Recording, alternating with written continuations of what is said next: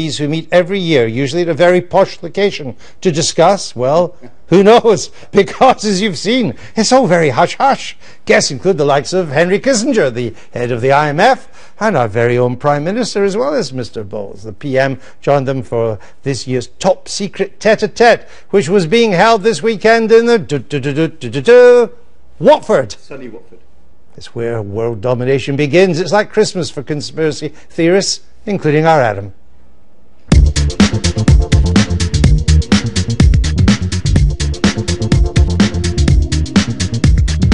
The masters of the universe and their critics have spent the weekend at Watford's posh Grove Hotel for the annual Bilderberg meeting. Could that be the Prime Minister? Did George Osborne and Ed Balls share a ride? Is that the boss of Amazon or of Google? Usually top secret, this year the organisers have released a list of the roughly 150 people in there and the topics they've been discussing, including growth, big data and current affairs. The protesters outside accuse this group of everything, from climate change to coups, but they're mainly annoyed about the lack of transparency. The man in the middle of the crowd is Alex Jones, king of the conspiracy theorists. Are there any conspiracy theories out there that you think are just too nuts and are just too extreme about these guys? Yeah, I don't personally think they're extraterrestrials or anything like some people say. Scary stuff, but this protest seems more like a slightly weird party. It's just corporate megadeth, so we're here to destroy them all. Does something not feel right about this today? It's surrounded by a ring of steel and a big but fairly relaxed police presence, which Bilderberg veterans say is a big change. Well, I had a baptism of fire in 2009, just outside Athens, so I went along and tried to cover it and spent a week being arrested, rearrested. While for residents of Watford, it's a bit so what? Well, I heard it was their secret shadow government meetings. Hasn't been held in England for a long while. And what do you think of that? What? Secret shadow government. What's that? Back at base, very few of the 22 invitees from the UK wanted to talk.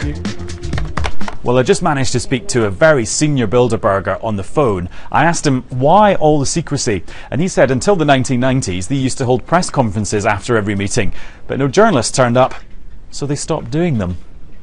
Then, as if by magic, a member of the organisation's influential steering committee turned up in the BBC's offices. What goes with Bilderberg is an informal discussion about politics and the world's problems with a lot of politicians and businessmen. And we always produce lists of who's there. It's not secret. We don't have a mass audience listening to our discussions, so it's a good informal weekend where we get together.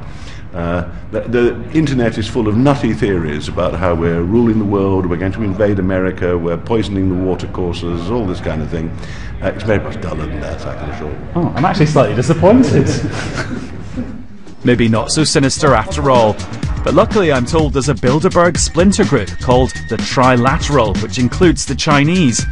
And you know how open they are. That was Adam Fleming reporting from Watford. We've not seen him since. So if you see him, point him back here. We're joined by Alex Jones, an American shock jock. He's been campaigning for more openness at the Bilderberg conference. David Aronovich, who's always sniffy about conspiracy theories. He's a columnist for The Times. Alex Jones, you've been covering Bilderberg for a long time.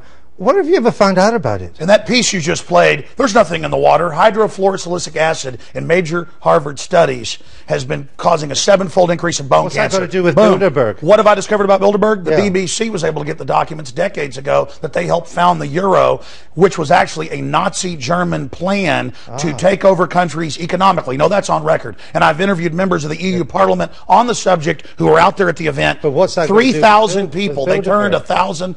Bilderberg is heavily involved in the EU plan and helped hatch it, and it is a Nazi plan. They had Lockheed scandals, just like the big lobbying scandals right now in the 70s, and that's why the SS officer, Prince Bernhard, the founder, had to step down. It is the ultimate lobbying meeting while you guys have this huge scandal going on. Your prime minister's going there. Balls was just here, Bilderberg group member. We have forced them from cover to admit that there are puppeteers above the major parties. David around. So now we know Infowars.com now we know that Bilderberg has given us the euro. Yes, I mean, if you talk to Alex for any length of time, you discover all kinds of things that you didn't know about the world. We've blown it wide open. You have. You have absolutely blown it wide open. But it leaves me with a huge question for you, Alex. And it's really, you have uncovered the New World Order, which is deadly. It's full of what you call people who are criminals. Well, this is what I'm coming to. It's full of criminals, etc., who seek to run the world and will kill anybody who gets in their way. And you are almost, or have been, a lone crusader powering against them. No, so how come? How am I alive? How are you still alive? Why am I alive? Well, no, which is yes. Listen, Why am I alive? which is the explanation? One, they don't exist. Or two, you're part of the conspiracy. No, let me tell you a story. I say the first. 5 years ago when Obama and Hillary... I say the second. 5 years ago when Hillary and Obama were at Bilderberg and the Secret Service was there in helicopters, the New York Times came out and said I was crazy. There was no Bilderberg group meeting. And my wife got phone calls, and so did I, threatening to kill us. And the people said, and you better take it serious because you were just talking to your dad that was in the hospital. You better shut your mouth or we're going to cut your head off. But now they were going to kill you, they listen to everybody's phone lines. They call up and harass people that expose them and tell them what they were just talking about. They harass people. You're going to say there's no spying. Alex, it's like Nazi Germany. You only spy on the bad guys, huh? You let him speak now. Well, sir, Alex, I saw one of your ministers say this, though. No, Alex, I'm here. It's tyranny. No, shut up. Infowars.com. I'm here to testify that your head was not cut off. Ladies and gentlemen, if they kill me, it turns me into a martyr. It puts big exclamation points on the end of what I've said, and I have put out a lot of information. There's millions of others that are exposing it. And look, we have mega banks that are getting $85 million a month of U.S. taxpayer money. Most of it goes to Europe and England. British taxpayers, EU taxpayers have to pay to these mega bankers. They're in there setting this up. It's come out. And then the media distracts you with, look at a guy that talked to a lobbyist when the real lobbyist is going on. Listen, you're not going to dominate this. He gets to speak to... It's not your own radio show. Should we be worried about Bilderberg Group at all? It's it's mildly interesting, the Bilderberg Group, and it feels, doesn't it, when you were talking about it in the film, slightly kind of out of date, as belonging to the era when you couldn't even admit in Parliament that there was a secret, when we called the head of MI5M or whatever it was we called them, we couldn't admit to these things. Yeah. And so to the extent that it seems people weren't ready to be spied on yet. What was that a fact? People hadn't been acclimated yet. Could you let him finish? We're in a police state. It's 1984. Yeah, listen, you guys just want to normalize it. Would you let him Alex, finish? how come you're here? If we're in a police state, how come they actually turned back some of my reporters, but they didn't turn me back, and I was told this because they don't want to make a stink. Do you think the BBC is part of the Bilderberg Group? Well, Winston Smith did work here.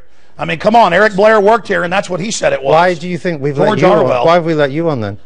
Because you guys think that you can manage the whole thing, and now our information's gotten too big. I have 3 million radio listeners a day. That's a low number. 3 million. I get about 50 million YouTube views a month. That's a very conservative number. I make films, put them online for free, that get watched 40 million times, like the Obama deception. That's why, because the establishment doesn't know what to do. Now, Alex has this point, and it's an important one. I would have, say, 10 years ago said, listen to all this stuff. He believes that people put cancer virus in vaccine in order to create a eugenics program. That's what he believes. We talk about medical discoveries, and we would have said, I would have said, hey, that's kind of mad and so on. And it's an interesting psychological phenomenon. Like Tuskegee, the problem is that conspiracy theories like this are believed in. Hey, listen, I'm here to warn people. You keep telling me to shut up. This isn't a game. Okay, our government in the U.S. is building FEMA camps. We have an NDAA where they disappear people now. You have this arrest for public safety, life in prison. You are the worst person I've ever interviewed. No, it's basically off with their heads, disappear David, them, thank you for being with us. Infowars.com. 11:30. You're watching the Sunday Politics. We have an idiot on the program today.